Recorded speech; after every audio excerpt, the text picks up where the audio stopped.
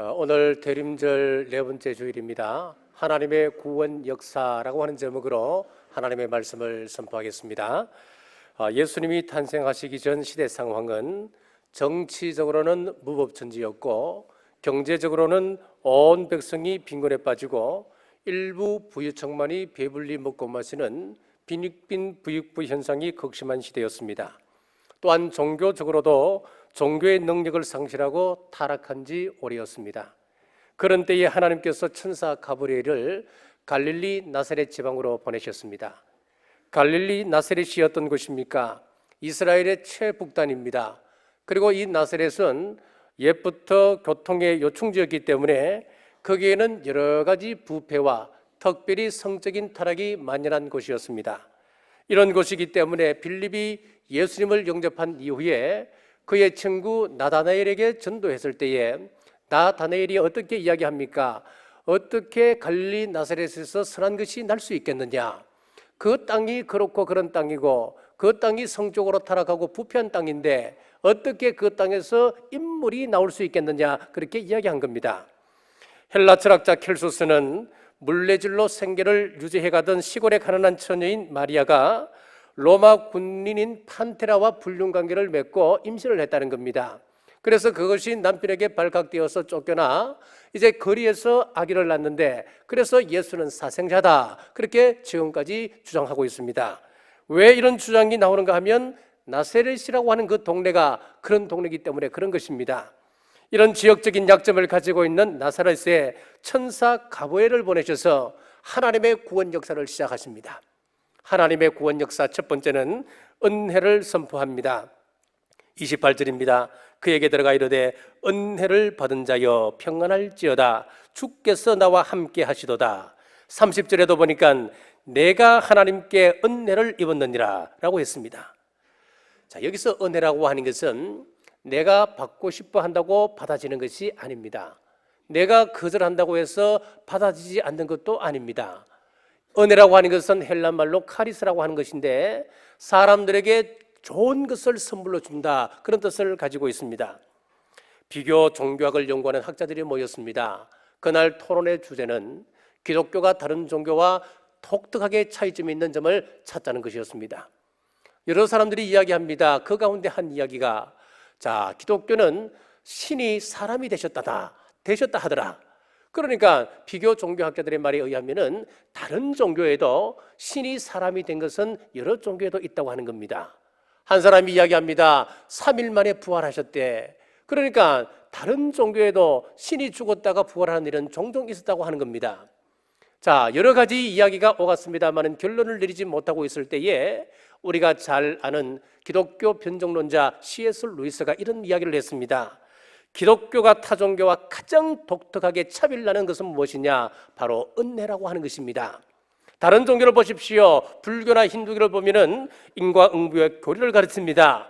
회교는 엄격한 계율을 가르칩니다. 그러나 우리 기독교는 은혜를 말합니다.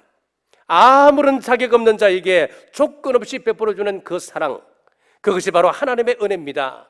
저와 여러분들은 값없이 하나님의 은혜로 죄 구속함을 받았습니다 라고 이야기했습니다.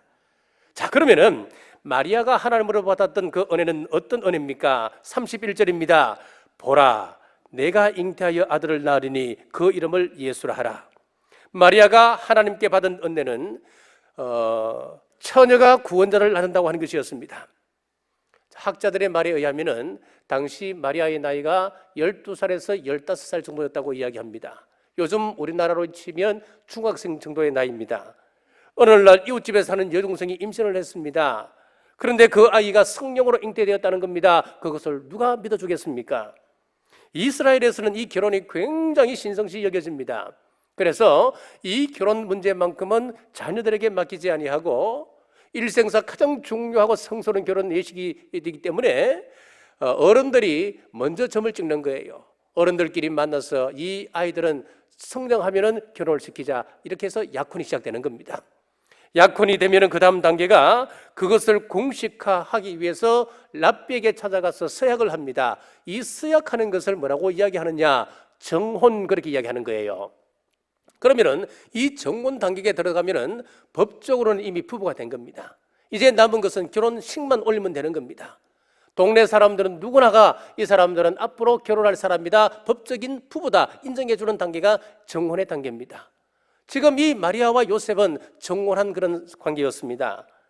요즘처럼 성리 자유화되고 성리 개방된 시대에도 처녀가 아기를 낳는다 그러면은 받아들이기 어려운데 2000년 전에는 상상할 수 없습니다. 더군다나 정혼한 상태에서 다른 사람과 바람을 피웠다. 어떻게 용납하겠습니까? 마리아가 이것을 받아들이게 되면 온갖 비난을 받아야 되고 집안에서 쫓겨날 수도 있습니다. 만약 정혼한 요셉이 그 뱃속에 있는 아이가 내 아이가 아니다, 모르는 애입니다라고 이야기한다면 돌로 그 자리에서 죽을 수도 있는 목숨을 건 그런 일입니다.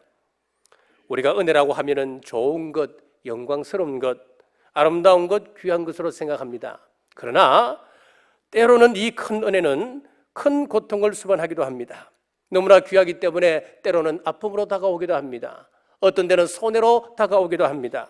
그 손해를 감내할 때에 전능하신 주님께서는 하나님의 뜻을 이 땅에 이루어 가시는 겁니다. 오늘도 고통 중에 헤매고 계신 분 계십니까? 아파하시는 분 계십니까? 절망하는 분 계십니까? 왜 나만 이런 고통을 당해야 하느냐 외쳐대고 있는 분 있습니까? 고통 앞에 잘못된 것이 있으면 우리가 회개하고 말씀 앞에 비추어서 우리가 회개했는데도 여전히 그 고통의 문제가 내 앞에 그대로 있다고 한다면은 그 고통을 통하여서 하나님께서 만들어 가실 역사를 기대해 보십시오.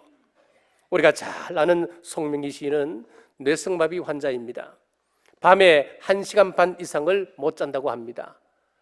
그리고 이 사람이 밤에 자는데도 누워서 자는 것이 아니고 그 1시간 반을 앉아서 잠을 잔다고 그래요.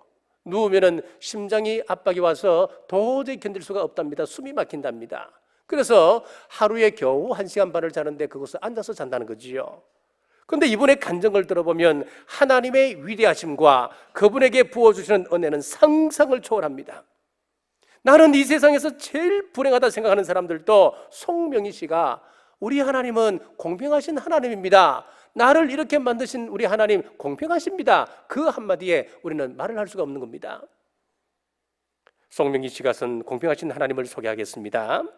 나 가진 재물 없으나 나 남이 가진 지식 없으나 나 남에게 있는 건강 있지 않으나 나 남이 없는 것 있으니 나 남이 못 본 것을 보았고 나 남이 듣지 못한 음성 들었고 나 남이 받지 못한 사랑 받았고 나 남이 모르는 것 깨달았네. 공평하신 하나님이 나 남이 가진 것 없지만 공평하신 하나님이 나 남이 없는 것 갖게 하셨네. 지금 객관적으로 우리가 그 사람을 보면은 얼굴은 이그러져 있습니다. 그 몸도 비틀려져 있고 그동도 자유롭지 못하지만 하나님을 만나고 은혜를 받고 보니까 일반 사람들이 보지 못한 세계를 보고 깨달았다는 거예요.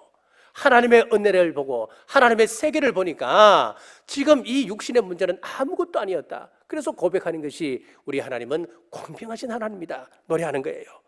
이런 사람 앞에서 힘들다고 말하면 그거 잔소리입니다. 하나님의 은혜를 깨닫게 되면 그 고통을 통해서 주님께서 놀라운 역사를 이루어 가시는 줄 믿으시길 주의 이름으로 축복합니다.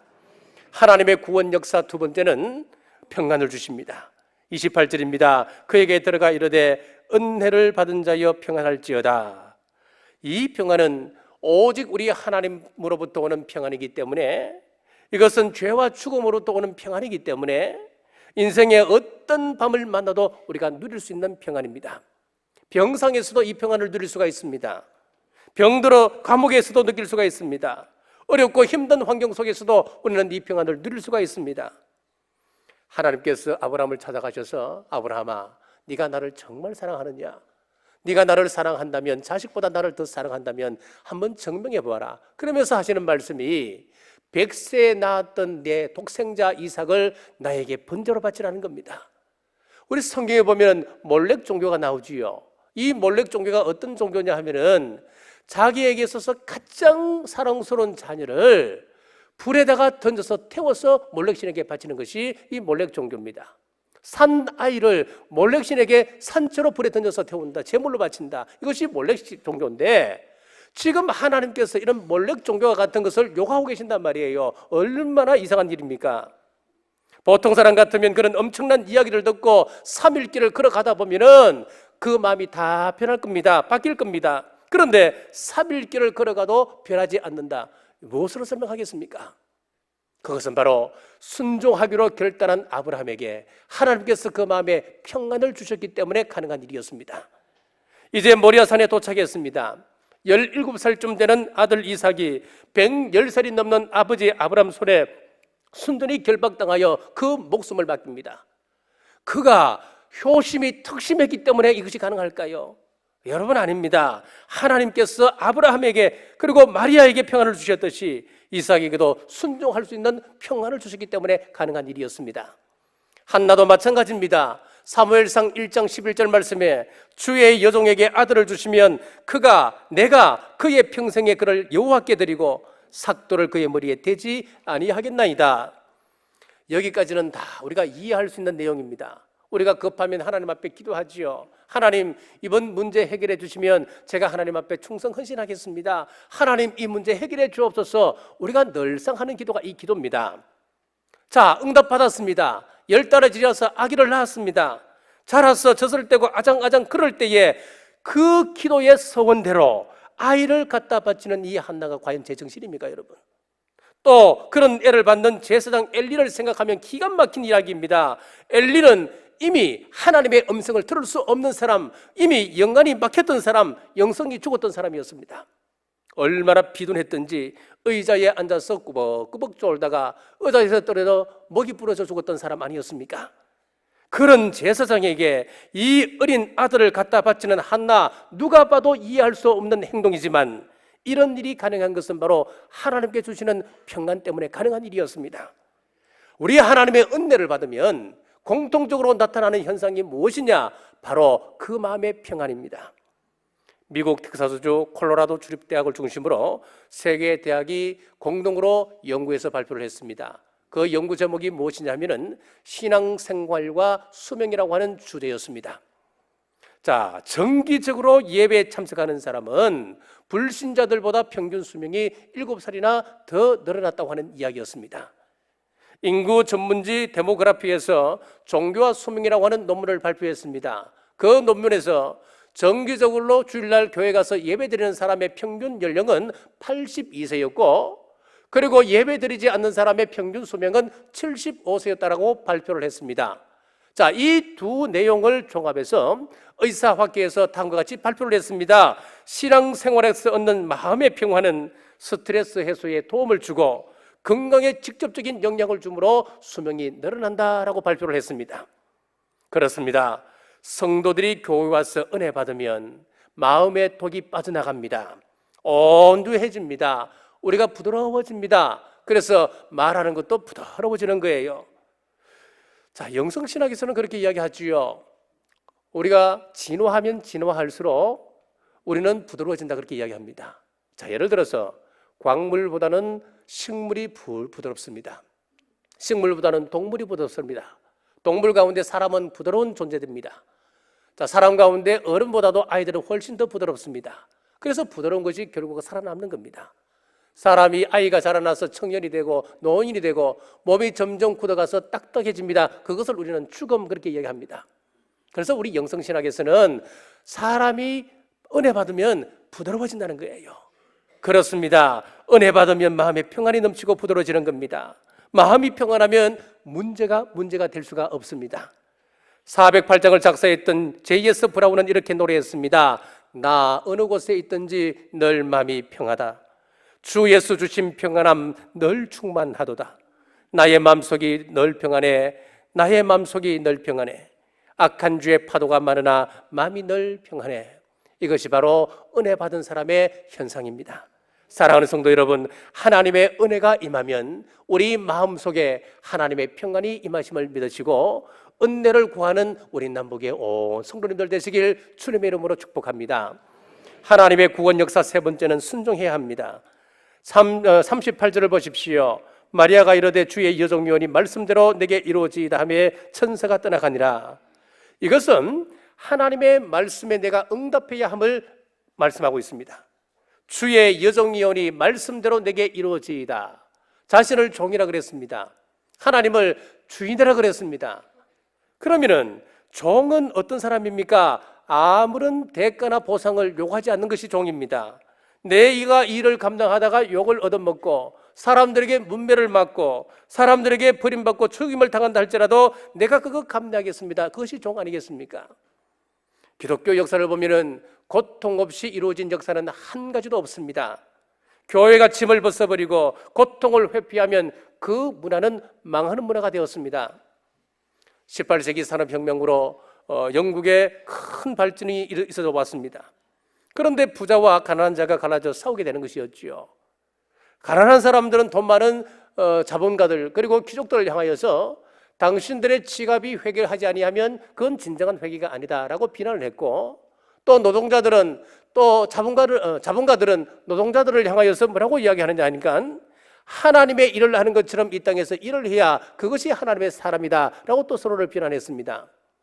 자, 이 모습을 보고 칼 막스가 만약 지구상에서 공산화가 실현된다고 한다면 바로 영국에서 먼저 시작될 것이다 라고 생각을 했습니다. 그렇게 이야기했습니다. 칼 막스가 누굽니까? 자본론을 쓴 사람 아닙니까?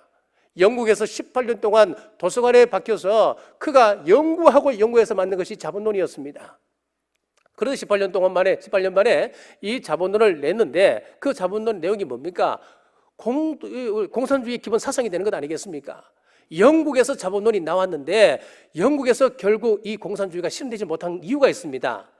그 당시에 요한 웨슬레를 비롯한 13명의 부흥사역자들이 죄악으로 무너져가고 있는 영국 사회를 보고 가슴을 튀며 통회하면서 회개운동을 벌여나갔습니다. 이 회개운동이 백성들에게 확산되어질 때에 세계의 영적 흐름을 주도하는 나라가 되어서 영국은 이 위기를 극복하게 되었습니다. 결국 이 책이 어디로 넘어가느냐면 러시아로 넘어가는 거예요. 러시아가 그 당시에 인구 99%가 정교의 성도들이었습니다.